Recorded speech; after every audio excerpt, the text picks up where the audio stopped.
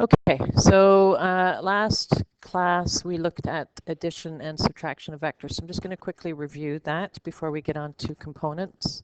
So here I have an object and we want to add and subtract some vectors. So in this question, sometimes they use one variable for representing the vectors rather than two letters. So it says up here that vector AB, they're going to use the letter U. Vector AD, they're going to use the letter V. And vector AE, they're going to use the letter W. Okay? So the first question wants you to represent U plus V plus W. So I'm going to look at the diagram. So U is here in that direction. V is in this direction, which is AD, and AE is W, which is in this one. So remember that when we are adding, we always have to go tip to tail, and we can use equal vectors. So if I want to go from U plus V, if I want to go from A to B plus A to D, it has to be tip to tail. And I know that AD is equal to BC.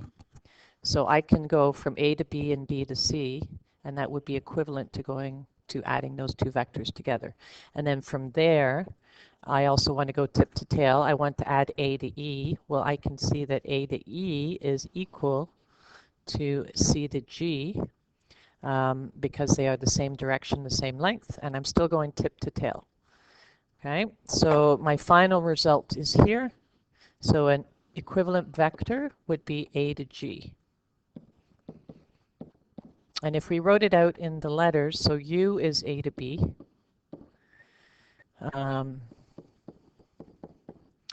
V is A to D, and W is A to E. So what I did was replaced A to D with B to C, and I replaced A to E with C to G. So A to B plus B to C, so my tail of AB is the same as the tip of BC, so that equals AC. And then likewise here, my tail of AC is the same as the tip of, oh sorry, my tip of AC is the same as tail of CG, so final answer is A to G. Okay? All right, the next one wants us to add U plus V minus W.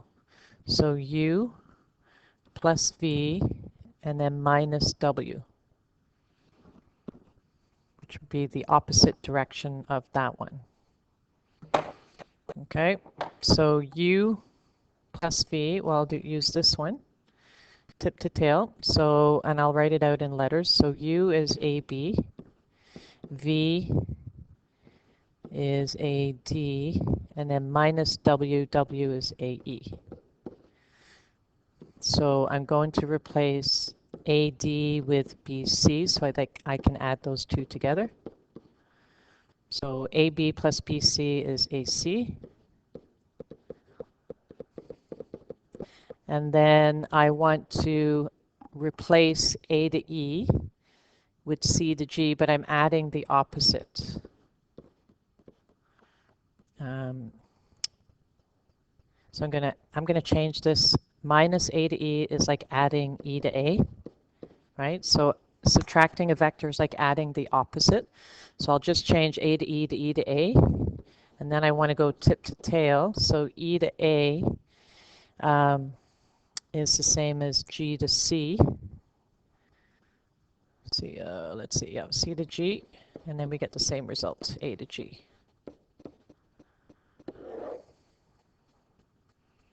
Okay, C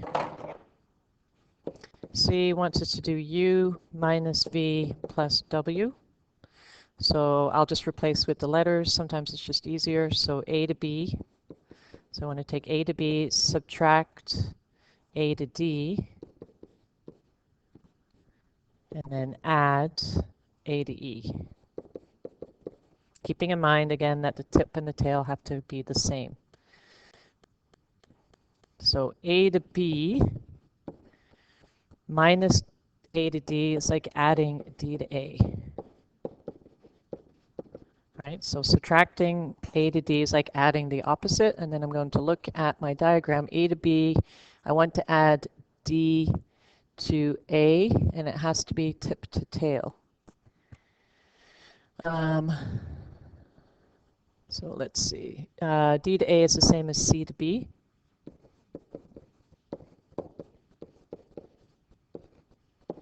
And then we have A to E.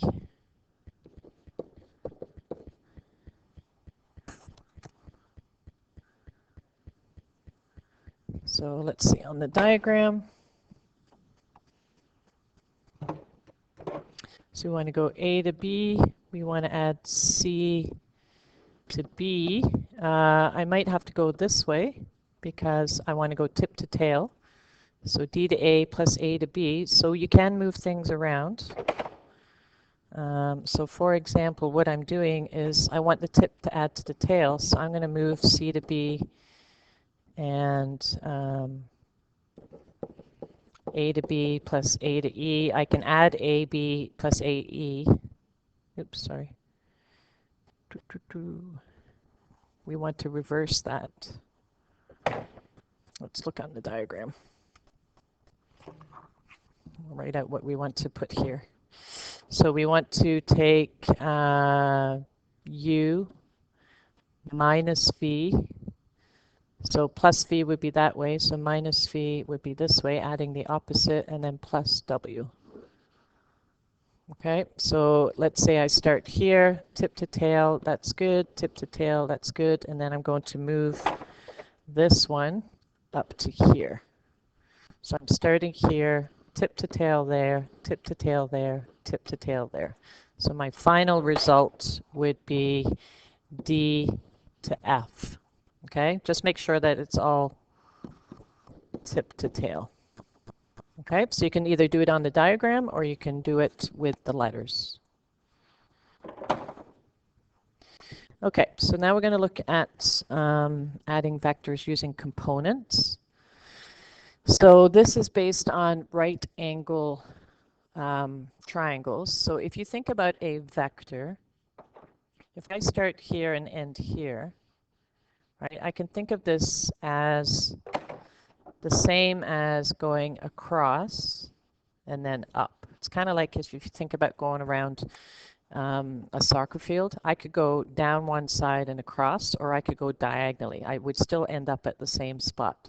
So the two vectors x and y are the components of vector v. So we have a horizontal component, which is x, and we have a vertical component, which is y. Okay, and they are perpendicular to each other, meaning they make a right angle triangle. So if we know the length of v and the angle in which it is directed, we can use this to determine the components x and y. And that's just using trig. So if you think of, I'll just draw a diagram here. So if we have vector v and we break it into an x component and a y component, and we know the angle, remember that y is opposite the angle and x is adjacent to, and v is the hypotenuse. So if I look at this diagram, I can say, well, sine is opposite, which is y, over the hypotenuse, which is v. So I'm taking this sine opposite over hypotenuse. The opposite side is y, and the hypotenuse is v. And I can do that with cosine. Cosine is adjacent over hypotenuse, while x is the adjacent and v is the hypotenuse. And then if we isolate these two equations for y and x, y would be, if I just cross multiply, y would be v times sine, and x will be v times cosine. Okay, so these are the components. So if I have a car traveling at 100 kilometers an hour at a bearing of 70. So remember, bearing comes from north. So this is 70 degrees, right? It always starts at north and goes in the clockwise direction. And the magnitude of the vector is 100 because it is the velocity. And so I'm going to create a triangle, a right angle triangle. This angle here is then 30. Oh, not 30, 20. Can't add. So they add to 90, right? So 70, 90 minus 70 makes this 20. So this angle is 20, and I want to find the x component and the y component. So two separate calculations. So if you think of sine of 20 is the adjacent side over the hypotenuse, then x equals 100 times sine 20. And cosine of 20 would be the opposite times the divided by the hypotenuse. So y will be 100 cosine 20. And then we can just type that into the calculator. Make sure that your calculator is in degrees, not any other mode. Just check mine. Yep, mine's in degrees. So I'm just going to do 100 times sine 20. And that works out to be 34.2. And then likewise, I'll do the same for y. 100 cosine 20 is 93.9. So those are the horizontal component and the vertical component to result in that vector.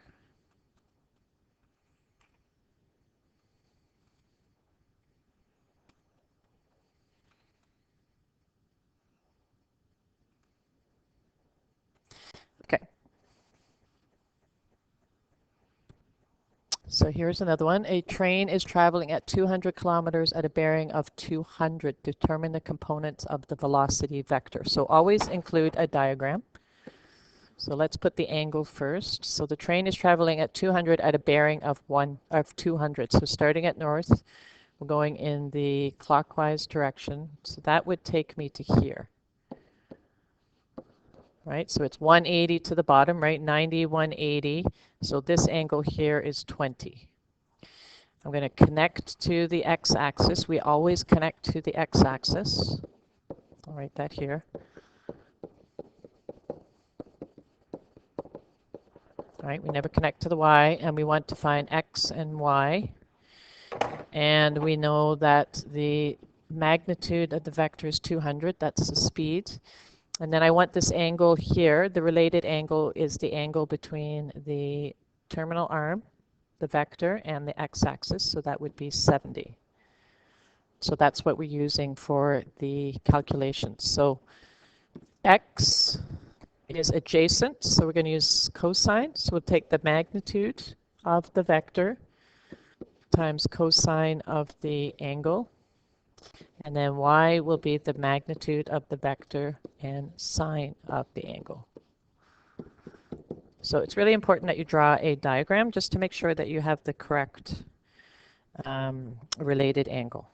So x is 68.4 and y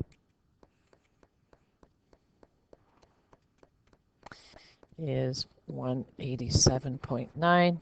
And keep in mind these are negative values just based on their location, because x is in the negative part of the x-axis and y is also in the negative part of the x-axis. So